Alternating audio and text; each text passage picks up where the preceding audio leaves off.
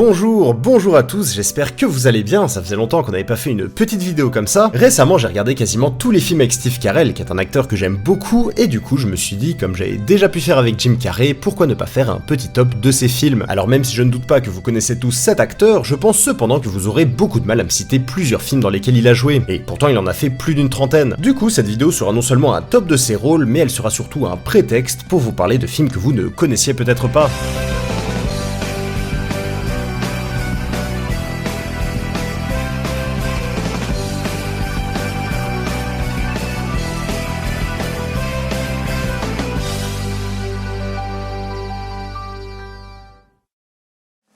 Tous les espoirs sont permis. Alors lui ça va être assez particulier étant donné que Steve Carell joue un rôle vraiment secondaire. Kay et Arnold, interprétés par Meryl Streep et Tommy Lee Jones, sont un couple dans la soixantaine qui après plusieurs décennies de mariage ont clairement perdu la flamme. Pour remédier à ça, la femme force son mari à suivre une thérapie de couple et c'est là que Steve Carell intervient puisque c'est lui qui joue le psy. Was intercourse pleasurable for you? Sometimes. Et si ce film marche aussi bien, c'est avant tout grâce aux personnages qui sont très attachants. Bon, Steve Carell on le voit pas beaucoup donc c'est difficile à dire, mais pour ce qui est de Kay et Arnold, leur relation est vraiment réussie. Ils incarnent parfaitement le couple de petits vieux, elle la femme douce et sensible qui essaie de sauver son mariage, lui le ronchon râleur qui met de la mauvaise volonté mais qui petit à petit se laisse emporter par le truc. Bref, c'est vraiment le gros point fort du film, on suit un couple très crédible et son évolution est assez touchante. Bon après cela dit, il y a aussi quelques moments un peu déstabilisants, comme quand on voit Steve Carell parler avec Meryl Streep et Tommy Lee Jones de leurs fantasmes sexuels, mais j'avoue que ça l'est toujours moins que de les voir les assouvir, surtout devant le dîner de cons. Ça va mal tourner. Vite.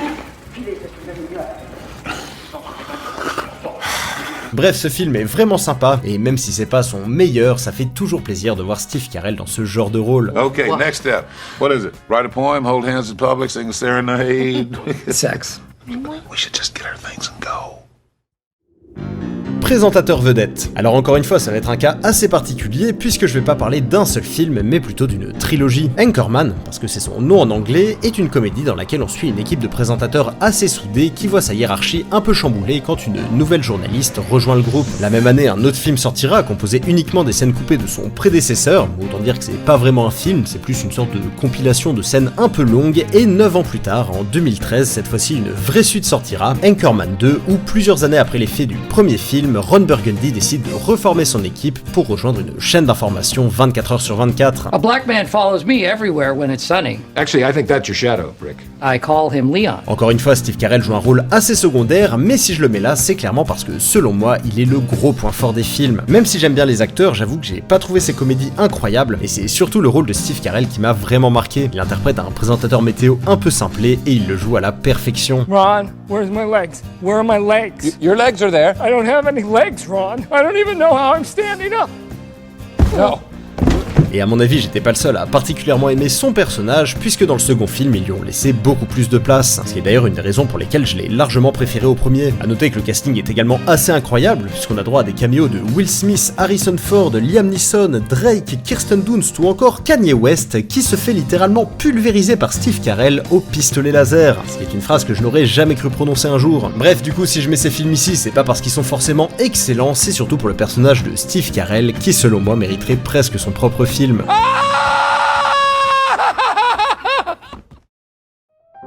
Café Society. Alors celui-là, je pense que très peu de gens en ont entendu parler et pourtant de sacrés noms ont bossé dessus. Bobby, un jeune New-Yorkais cherchant un but à sa vie, décide de partir à Hollywood pour essayer de se trouver un boulot. Pour ce faire, il compte sur l'aide de son oncle Phil, incarné par Steve Carell, un prestigieux agent d'acteur, et très vite il va tomber sous le charme de Vonnie, son assistante, avec qui il va commencer à passer beaucoup de temps. Malheureusement, il découvre qu'elle a déjà un homme dans sa vie et après qu'elle a refusé de le quitter pour lui, il décide de rentrer à New York. Là-bas, il reprend une boîte de nuit qu'il fait prospérer, il se marie, mais bien sûr, un beau jour, Vonnie débarque au bras de son époux, et là les souvenirs vont refaire surface. Voilà, vous vous dites peut-être que je reste un peu flou sur le scénario, mais le problème c'est qu'il repose sur un petit retournement de situation qui je pense mérite de ne pas être spoilé. Alors contrairement à Anchorman, où à mes yeux Steve Carell sauvait un peu les meubles, ici le film a beaucoup d'autres qualités. La mise en scène et la photographie sont très élégantes, les couleurs sont chaudes, l'ambiance agréable, il y a toujours cette espèce de teint jaune orangé un peu sépia qui fait ressortir ce côté années 30, et surtout les personnages sont un gros point fort. Que ce soit leur évolution au fil de l'histoire ou les relations qu'ils ont entre eux, tout est vraiment réussi, notamment en ce qui concerne Jesse Eisenberg et Kristen Stewart, qui après Adventureland ou le divertissant American Ultra partagent à nouveau l'affiche. If I was your boyfriend, I would not travel. Or if I did, I would take you with me. I hope he knows how to kiss you and all the rest. Du coup, pour revenir à Steve Carell, vous l'aurez compris, plus qu'un bon rôle qu'il a eu, c'est surtout un bon film dans lequel il a joué. Son personnage est assez antipathique, il l'interprète d'ailleurs vraiment bien, et il aura lui aussi son importance dans l'histoire. So, what the hell? What can I do for you? Hold on. Hello? Voilà, moi qui suis pas spécialement fan de Woody Allen, parce que oui, c'est un film de Woody Allen, j'avoue que j'ai passé un très bon moment, et si vous aimez ce genre de film, je ne peux que vous conseiller d'aller le regarder.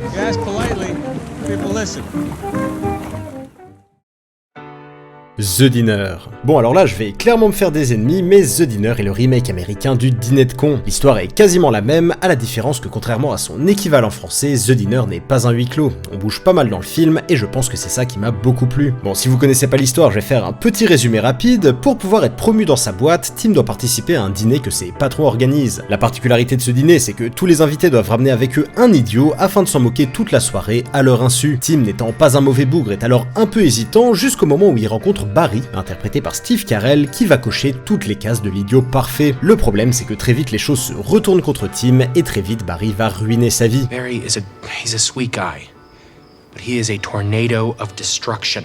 The only friends he has are dead mice, and that's because they're the only ones that can't get away from him. Voilà, je pense que vous connaissez tous un peu l'histoire, ce qui m'amène à la partie délicate de Stop. J'ai jamais été un gros fan du Dîner de con. Bien sûr, Jacques Villeray est excellent dans le rôle, l'idée en elle-même est très cool, mais je sais pas, je trouve que le film exploite pas super bien, et niveau rythme, j'ai l'impression que ça manque clairement d'action. Bref, je pense déjà en avoir choqué plusieurs en disant que j'étais pas fan de l'original, mais si en plus je dis que je préfère son remake américain, là je crois que ça va carrément les achever.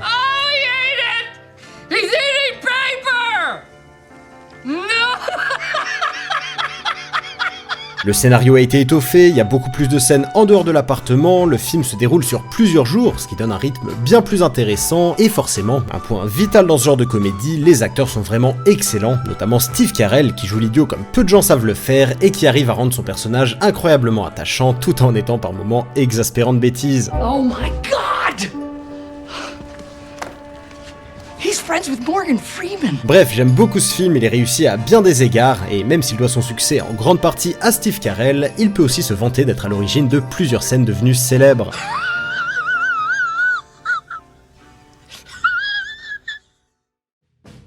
Last Flag Flying. Bon alors là on va clairement changer de registre, Larry Shepard, un vétéran du Vietnam, part à la recherche de deux de ses anciens frères d'armes pour leur annoncer la mort de son fils en Irak. Il leur demande de l'accompagner aux funérailles et une fois là-bas il refuse que son fils soit enterré au cimetière militaire d'Arlington. Les trois vétérans vont alors décider de ramener le corps eux-mêmes dans le New Hampshire pour qu'il soit enterré à côté de sa famille. And he loved you. Du coup, vous l'aurez compris, c'est pas un film très joyeux. C'est d'ailleurs ce qui me faisait un peu peur avant de le regarder, mais très vite les doutes se sont dissipés. Moi qui préfère les acteurs comme Steve Carell ou Jim Carrey dans des comédies, j'avoue que là je me suis pris une sacrée claque. Il joue tellement bien, il est tellement touchant, voir du début à la fin cet homme qui a connu la guerre, faire le deuil de son fils mort au combat, ça brise le cœur, et en même temps le voir retrouver ses anciens frères d'armes avec qui il va traverser le pays en évoquant tous leurs souvenirs, ça donne une sorte de mélange drame, buddy movie, road trip assez particulier, mais dont le résultat est vraiment réussi. Et c'est là sa plus grande qualité, ce film a absolument tout. On pleure, on rit, on réfléchit, on passe par toutes les émotions, et c'est en grande partie dû aux personnages qui sont super bien écrits. Que ce soit Larry, dont on a déjà parlé, mais aussi Sal, l'alcoolique impulsif qui s'est jamais vraiment remis de la guerre, ou Richard, le pasteur repenti qui après ses expériences traumatisantes a cherché à se remettre dans le droit chemin. There are times that demand that even old men should become threats. Fucking A right. It's like during the Pinko scare. I thought I was talking. Yeah, you were. À eux trois, ils forment un trio très complémentaire et leur relation est excellente. On sent que malgré les années, ils sont toujours les mêmes amis et le fait d'avoir traversé l'enfer ensemble les a liés à vie. Et un des exemples parfaits de cette relation, c'est la scène du fou rire dans le train qui, selon moi, est la meilleure du film.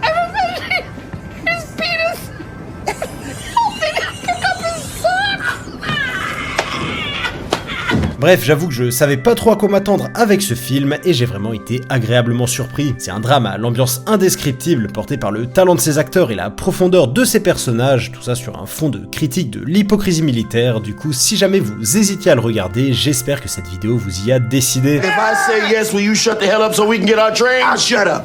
Okay. Yeah! Max la menace. Ok, alors là on va clairement rentrer dans mes films préférés. Maxwell Smart travaille comme analyste pour Control, une agence secrète de renseignement, et a pour rêve de devenir un agent de terrain. Un jour son QG se fait attaquer par Chaos, une organisation terroriste que Control connaît très bien, et l'identité de tous leurs espions est alors révélée. Le chef de l'agence va alors promouvoir Max et l'associer à l'agent 99 avec qui il va mener l'enquête. If you have something to say to me, I wish you would just say it. Max has no experience and I don't want him as my partner. Well, that is a sucker punch to the gonads. Et ce film est une excellente comédie. Alors c'était un peu la mode à l'époque dans les années 2000 de faire des parodies de films d'espionnage, mais celui-ci est clairement un de ses meilleurs représentants. Que ce soit par les dialogues, les situations ou l'aléatoire de certaines scènes, il y a absolument tout pour faire rire, et bien sûr si on rajoute Steve Carell au milieu de tout ça, on est certain de taper dans le mille. Comme un Johnny English, son personnage est un gaffeur au grand cœur et à la loyauté sans faille, ce qui le rend forcément assez attachant, et malgré tout il arrive quand même à avoir quelques éclairs de génie, ce qui ne fait que confirmer que lui-même est victime de sa propre maladresse. I admire your focus. Ah! Am I invisible? Et ce que j'adore avec ce genre de film, c'est que c'est toujours un plaisir de les revoir. Ils se divisent en plusieurs scènes toutes plus marrantes les unes que les autres, et dès qu'on en voit une, on a hâte de passer à la suivante. Le casting est également très bon. En dehors de Steve Carell, on retrouve aussi Anna Thaoué, Alan Arkin et un jeune Dwayne Johnson qui remplissent tous leur part du contrat. Et même si le scénario va pas chercher très loin, c'est assumé. L'objectif c'est surtout de faire rire et le film y arrive très bien. A noter qu'à la base Max la menace était une série de Mel Brooks des années 60 et pour en avoir vu quelques extraits, je peux vous dire que le film de 2008 y est très fidèle puisqu'il a clairement gardé le même esprit en remettant juste certains gags au goût du jour.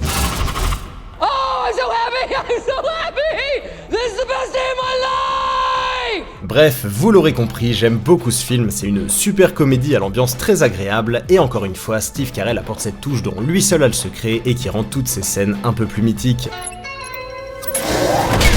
Ah! You gotta be kidding me! Little Miss Sunshine. Bon alors là niveau scénario ça va aller vite, la famille Hoover traverse une bonne partie de l'Amérique en minivan pour permettre à Olive, la fille, de participer au concours de beauté pour enfants Little Miss Sunshine. Très vite on comprend que cette famille est clairement dysfonctionnelle et en fait le voyage servira surtout de thérapie où au fur et à mesure tous les problèmes internes feront surface. Divorce? Bankrupt? Suicide? You fucking losers, you losers! Du coup, au vu du scénario, vous comprendrez que dans ce genre de film, l'écriture des personnages est vraiment importante, et s'il est aussi haut dans la liste, c'est bien sûr qu'elle a été réussie. Chacun des membres de la famille a ses propres particularités, ses qualités et ses défauts, et ça les rend incroyablement attachants. Malgré toutes les embrouilles et les galères qu'ils traversent, on sent qu'ils s'aiment profondément, et rien que le fait qu'ils aient décidé d'entreprendre ce long périple uniquement pour faire plaisir à la petite dernière, montre à quel point ils sont finalement tous soudés. I apologize for the things I said. I was upset. I didn't really mean them. Les acteurs sont également excellents, notamment Steve Carell qui interprète l'oncle suicidaire et qui est selon moi le meilleur personnage du film. Suite à une rupture amoureuse, il a fait une tentative et alors que sa sœur l'héberge pour quelques jours, il va se retrouver embarqué dans un road trip familial qui va finalement lui redonner goût à la vie. Sans grande surprise, il est taillé pour le rôle, le film étant une comédie dramatique, il arrive à trouver le parfait entre deux et à rendre son évolution au sein d'une famille qui connaît pas tant que ça, très drôle et très émouvante. Thank you, Dwayne.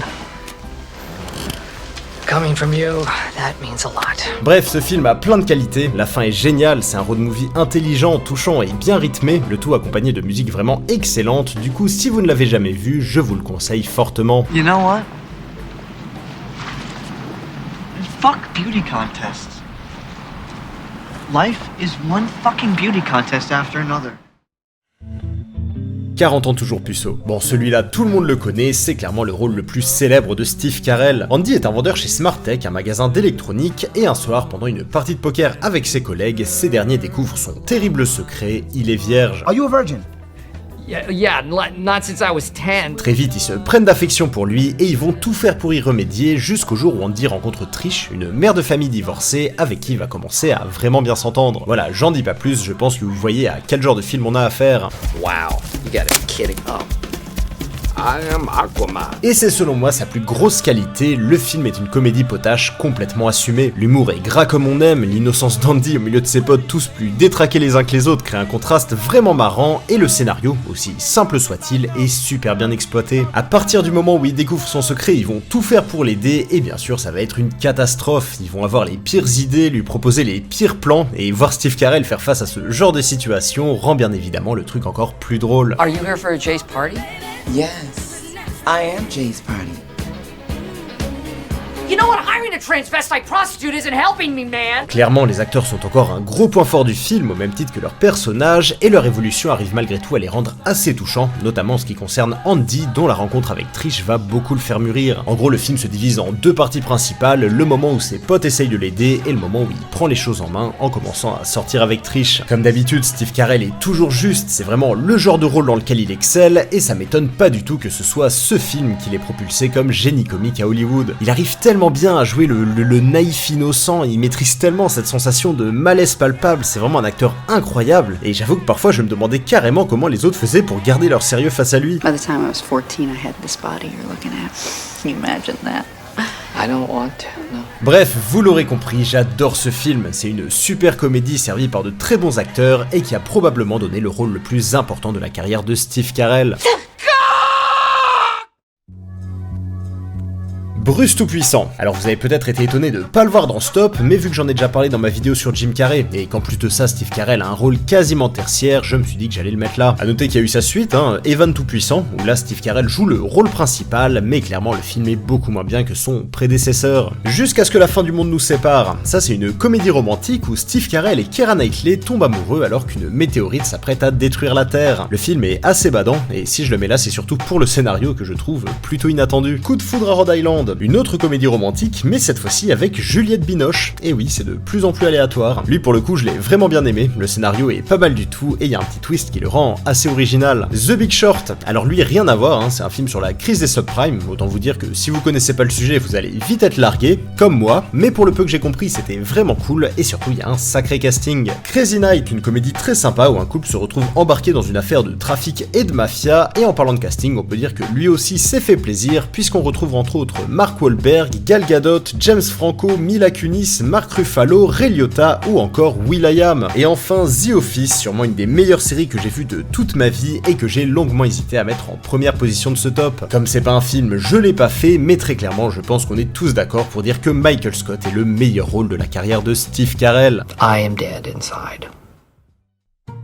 Et enfin, le numéro 1, Crazy Stupid Love. Alors si vous êtes un habitué de la chaîne, je pense que vous le sentiez venir, mais j'adore ce film. Pendant un repas au restaurant, Cal Weaver, un père de famille quarantenaire, apprend que sa femme veut divorcer et qu'en plus de ça, elle l'a trompé. Dévasté par cette nouvelle, il noie son chagrin dans un bar, et là-bas il va faire la rencontre de Jacob, un beau gosse séducteur qui va le prendre sous son aile et essayer de lui redonner la cote. En parallèle, ce dernier fait lui la rencontre d'Anna, une étudiante en droit qui va très vite l'intéresser, et encore en parallèle, on suit Robbie, le fils de Cal, qui lui est amoureux de sa babysitter et à qui il va faire la cour pendant l'intégralité du film. Voilà, j'ai fait exprès de rester un peu flou sur le scénario parce que c'est très clairement une des grosses qualités du film. Toutes les histoires sont liées, il y a plein de retournements de situation, notamment à la fin, et niveau écriture, je dois dire que c'est vraiment un boulot incroyable. On suit plein de petites histoires tout au long du film concernant plein de personnages différents et le scénario arrive à tout relier en rendant ça très drôle. I want to show you off to my ex-wife, make her really jealous.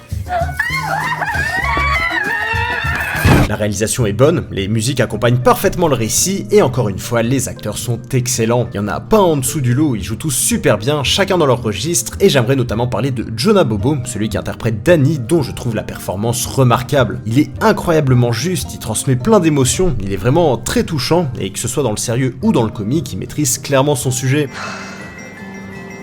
Holy crap. Pour ce qui est de Steve Carell, comme d'habitude, il est fidèle à lui-même et nous livre une performance tout en nuances où, comme l'interprète de son fils, il est très crédible dans la comédie comme dans les scènes un peu plus dramatiques. Et c'est une des raisons pour laquelle ce film est en première position du top, le rôle était parfait pour lui. Il incarne parfaitement le père de famille un peu loser, abattu par le poids des années, et en même temps il a ce côté vraiment attachant où t'as envie de le voir heureux et réussir à se reprendre en main. You see what just happened, Cal? As soon as you opened your mouth, Tiffany started doubting whether she wanted to sleep with you or not. That's probably the meanest thing anyone's ever said to me. No, this is... Bref, j'adore ce film, c'est un pur feel-good movie, si vous avez pas trop le moral, c'est le remède parfait, et je pense que dans le genre, c'est assez difficile de trouver mieux. Your wife cheated on you because you lost sight of who you are as a man, as a husband, and probably as a lover. You're right, that's meaner. Voilà, c'est la fin de ce top et de cette vidéo. Alors j'avoue que j'ai longuement hésité entre les deux premiers, mais là où 40 ans toujours puceau est le film le plus connu de Steve Carell, Crazy Stupid Love est à mes yeux le meilleur dans lequel il a joué. Comme pour Jim Carrey, je vous encourage à me donner votre classement dans les commentaires, parce que je sais que j'ai pas parlé de certains films que beaucoup de gens apprécient, et croyez-moi, si vous avez aimé Foxcatcher ou Asteroid City, c'était voulu, et bien sûr, s'il y en a certains que vous avez découvert avec ce top, je ne peux que vous conseiller de les regarder. Bref, sur ce, je vous dis au revoir, et à bientôt.